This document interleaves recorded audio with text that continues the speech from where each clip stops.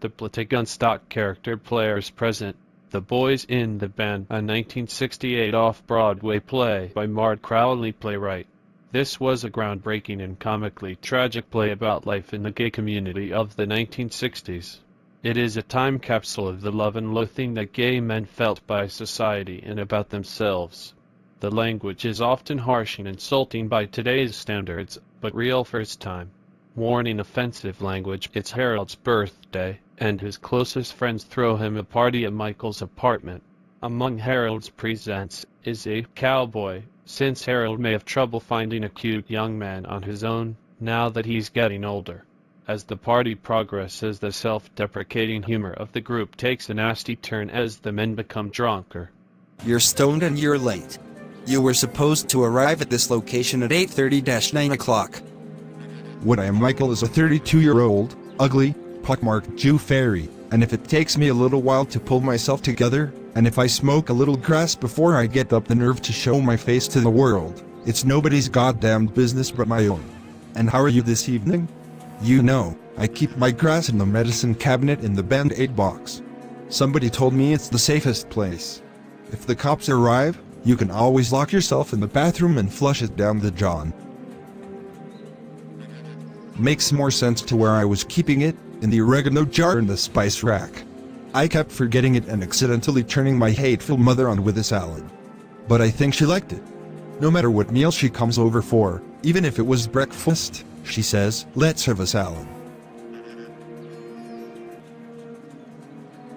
Who's this? Is he my birthday present? How much was he? A steal, I'm sure. A ham sandwich. 50 cents, any time of the day or night. I'm not a steal. I cost $20. Would you mind waiting over there with the gifts? Oh, Harold, he's beautiful. Yeah, beautiful. He has natural beauty. Not that that means anything. It doesn't mean everything. Keep telling yourself that, as your hair drops out in handfuls. Faggots are worse than women about their age. They think their lives are over at 30. Physical beauty is not all that goddamn important. Of course not. How could it be? It's only in the eye of the beholder. And it's only skin deep. Only skin deep. It's transitory, too. It's terribly transitory. Oh yes.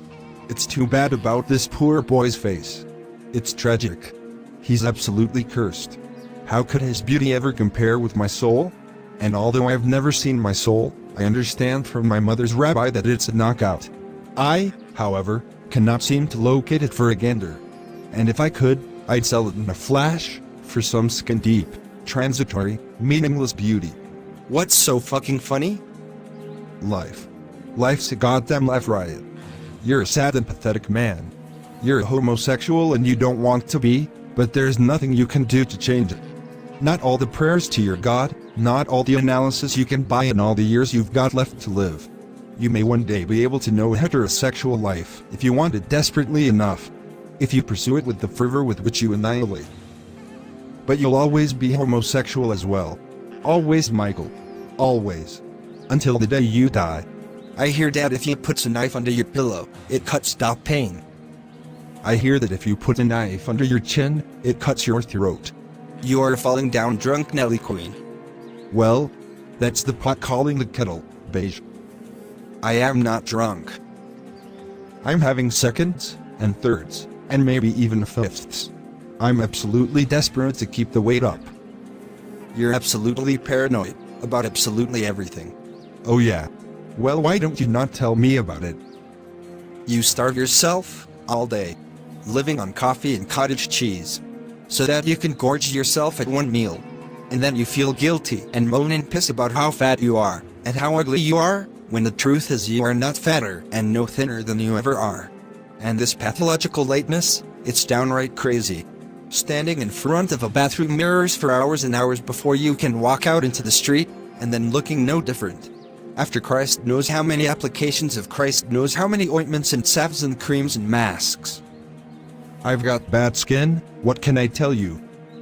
Yes, you've got scars on your face, but they're not that bad. And if you'd leave yourself alone, you wouldn't have more than you've already awarded yourself. You'd really like me to compliment you now, For being so honest, wouldn't you?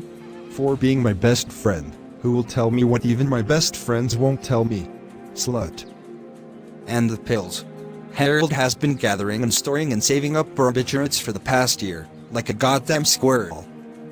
Hundreds of nemboodles, hundreds of seconals, all in preparation for and in anticipation of the long winter of his death. Well, I'll tell you something, Hallie.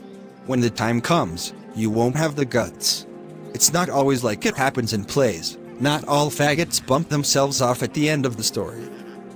What you say may be true. Time will undoubtedly tell. In the meantime, you left out one detail. The cosmetics and astringents are paid for. The bathroom is paid for. The tweezers are paid for. And the pills are paid for. Harold, I'm warning you. Are you now? You warning me? Me? I'm Harold. I'm the one person you don't warn, Michael, because you and I are a match. And we tread very softly with each other, because we both play each other's game too well. I know this game you're playing.